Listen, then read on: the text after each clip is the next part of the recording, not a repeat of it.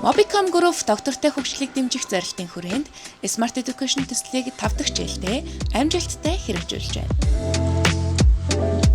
Smart Education 5 төслийн албан ёсны нээлт 10 дугаар сарын 1-ний өдөр Дорнод аймгийн Хэрлэн суманд болж Тус сумын ерөнхий боловсролын 11-р сургуульд өгчүүлсэн дижитал танхимыг хүлээлгэн өглөө.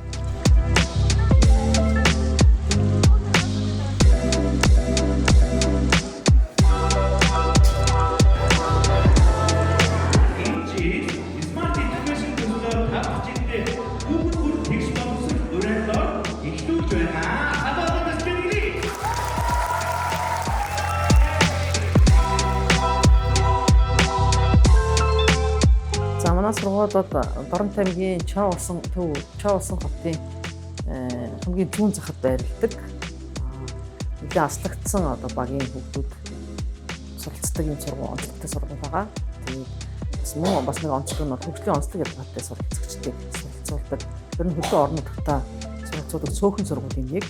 Тэгээд энэ төсөлдөөс манай сургууль хамрагдаад өнөөдөр дижитал ангитай болоод дижитал анги маань нэг ээлжинд 30 сурагч иж бүрэн захим танхим бичиг цагтар үйл ажиллагааг явуулаад орон зай цаг хугацаараас үл хамааран дэлхийн боловсролыг хөл зэрэгцэн ингээд сурч өгч орчин нөхцөлтэй болж байгаа нь таатай маш баяртай байгаа.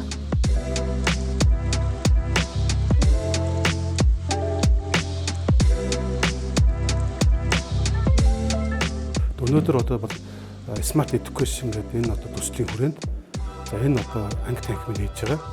За Mobicom корпорац Дорнод аймгийн хувьд хамтран хэрэгжүүлж байгаа энэ санамж жижигэн дээр за яг энэ хэрэгжүүлсэн ангийг бид нар орон нутгад нутгшуулж за бусад сургуульд яг энэ жишгээр ийм анги байгуулах ийм нөхцөлтэйгээр бид нар бас хамтран ажиллаж байгаа. Тийм болохоор эх хичээлүүдэд Дорнод аймгийнхаа бусад сургуулиудад ийм смарт дижитал ангиудыг яг энэ Mobicom-ийн байгуулж өгсөн энэ загвараар бид бас байгуулах болно. За ийхүү доктортой хөгжлийн хүрээнд хүүхэд бүрддэгч боловсрол хэмээх ураатай манай Mobicom корпорацаас явуулдаг ийм ээлжит энэ Smart Edu 5 төсөл маань амжилттай ирж байгаа туйл их баяртай байна. Энэхүү төсөлд хамтран ажиллагааг болсон Дорнод аймгийн засаг дарга Ёл болон засаг даргын хамгийн газрын хамт олонд маш их баярлан талархснаа илэрхийлье. Ингээд захим ангитай болсон ерөнхий боловсролын 11-р сургуулийнхаа хүүхэд багчууд сурагчид та бүхэндээ сурлагын өндөр амжилтыг хүсье өрөөё.